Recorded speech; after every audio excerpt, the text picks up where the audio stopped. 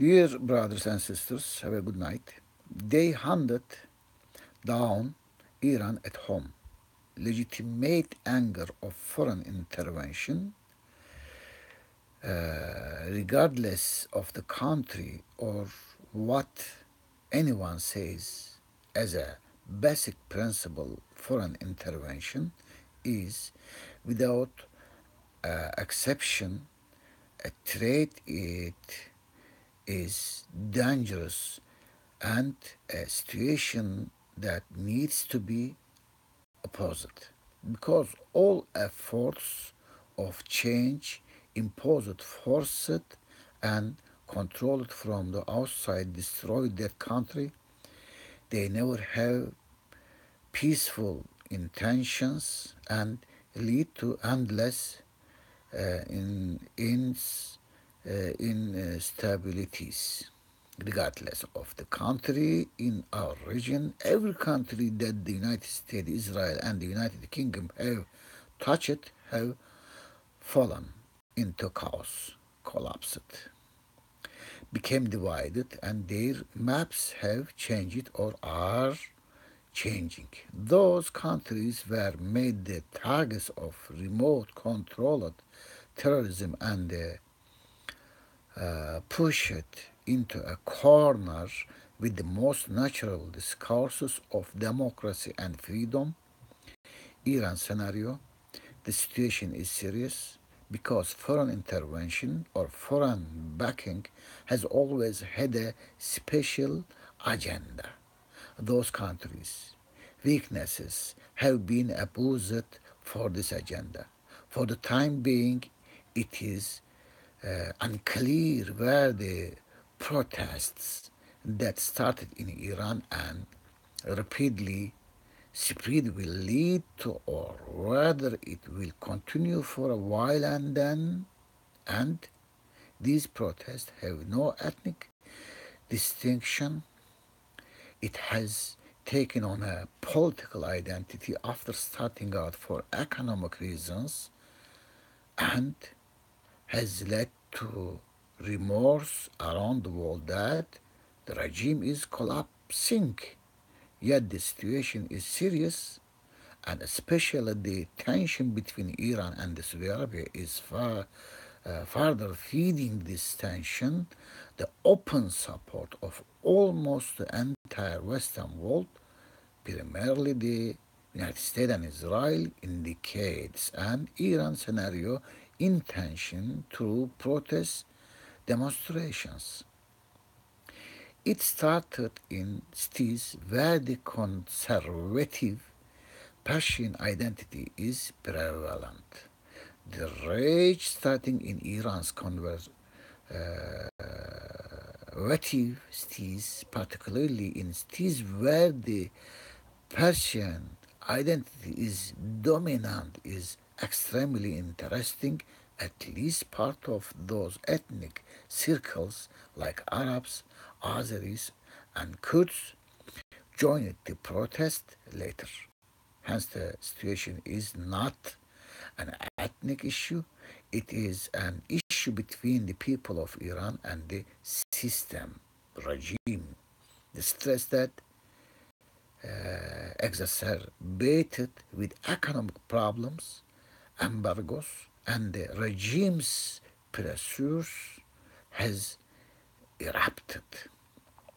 The economic bottleneck and defense expenses by Iran's cross-border military interventions in Syria, Iraq, and Yemen have disturbed the masses, distressed them, and caused outrage. Slogans such as "We don't care about Lebanon or Syria" are a reflection of this. Iran's expansion map. If you burn someone's house, they will hunt you down at home.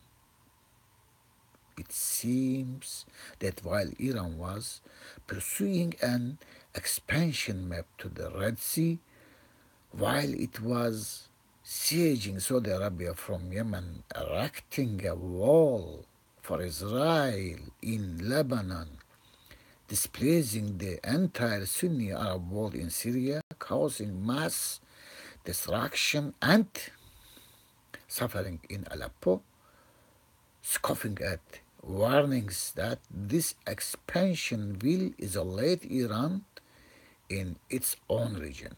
It has been hunted down at home. I remember that back then we had said the time will come when there will be nobody in this region to wipe away Iran's tears. I remember saying if you intervene in someone else's home, they will cause chaos in your home, strike you there. Because this is how it has always been. Threats are directed inside, you fight it and repel it from the inside. The threat is positioned in the surroundings from outside. You turn to your surroundings, to outside for intervention. Right at that moment, the threat will be redirected to the inside, to the country's nervous system. You have to know this like this. Our region is used to such tactics and such methods of the West. Decades have passed with such struggles. The recent struggle in question has further intensified. Tehran's strong region strategy is collapsing. Iran was not expecting any internal problems. It was so strong that it could intervene much beyond its borders. This had given the Tehran administration extreme confidence. The powerful Iran policy was replaced by the strong region policy. Iran had now completed the area of strengthening itself and had turned to the powerful Iran in the region strategy following the Syrian war. This strategic change by Tehran was centered in the entire region.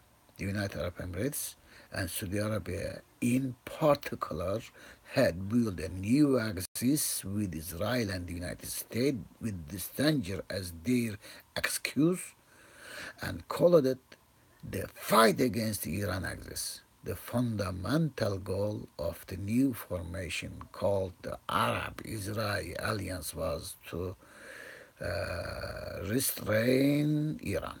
However, at the point reached, restraining reigning Turkey was revealed as another main agenda of the Axis in the latest Jerusalem issue. Iran's weakest point revealed. It was predicted that with this new axis, the United States and Israel would start the fight against Iran in Yemen and Lebanon. They were openly targeting Iran, but it wasn't true that the agenda would be activated inside Iran. It was surprising, regardless of how powerful it becomes on the outside. It has been revealed once more that Iran's weakest point is within. The partnership carried out by Turkey, Iran, and Russia to end the Syrian war, to prevent Iraq's division, weaken it, Saudi Arabia's power in the region, and turn it upside down all of the United States and Israel's plans in the region. This had to be avenged, and this revenge would not be limited to Iran only. Could Turkey be the exit step? Question. Hence, if they are targeting Iran today, it should be noted that Turkey could also be a target next. There is a very serious separation and extremely dangerous showdown ongoing between actors outside the region and their partners in the region with the current rapport between the trio. There's a revival climate, a dynamic struggle from Turkey towards the east, towards Iran, Pakistan, and as a matter of fact, all the way to Indonesia to separate from the West axis. It is also useful to follow the United States clashes with Pakistan soon. There might be other countries joining this close stance, and they should. Hence, it should be known that the showdown will further intensify. In the uprising rehearsals ongoing in Iran today succeed, it will be the success of the United Arab Emirates, Saudi Arabia, Israeli, United States exists, this exists, Turkey agenda is obvious. The July 15 attacks were United States and Israeli based and were fully supported by the United Arab Emirates. United States and Israel trying to control the fury. Even today, the same circles, Turkey operations are ongoing.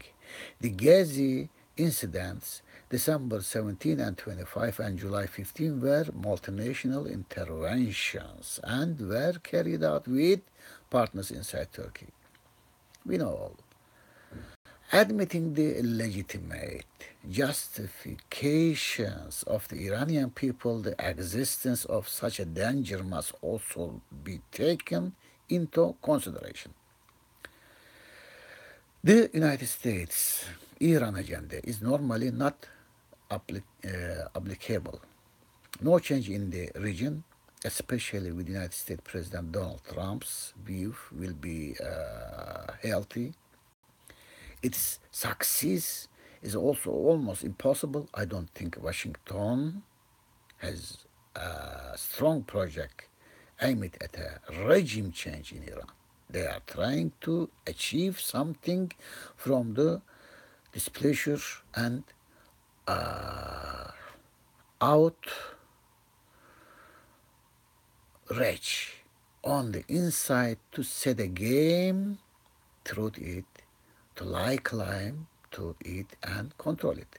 This will poison the Iran nation's legitimate demands. It will divert the protests from their goals and even doom it to failure. But they are going to continue this. I am sure that the United Arab Emirates Crown Prince bin Zayed has activated the revolt in Iran Fund through all the channels he could reach. Something like this can lead to Tehran turning its rage towards the United Arab Emirates once the protests are over.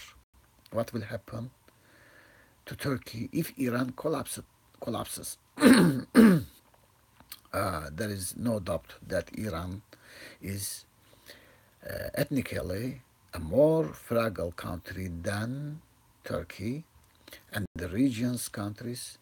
Despite this, discussing the situation based on its ethnic or sectarian identity will lead us all to very wrong results. It would be healthier to discuss it based on the power showdown in the region, the West's new region design, and the geopolitical war. The Syrian war was started to open the Turkey front. Nobody should forget July 15.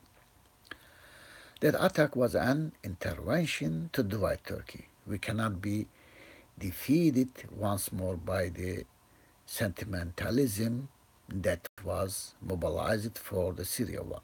The warning that shocked Tehran and countercop. I recommend Kermit Roosevelt's book, Roosevelt's book titled Countercop. It tells of how the CIA toppled Mossadegh. It is correct that the Iranian revolution and entered a date and that it collapsed. Social motivation was lost. It has been revealed that the Iranian public was unhappy with the military activity outside. This is also correct.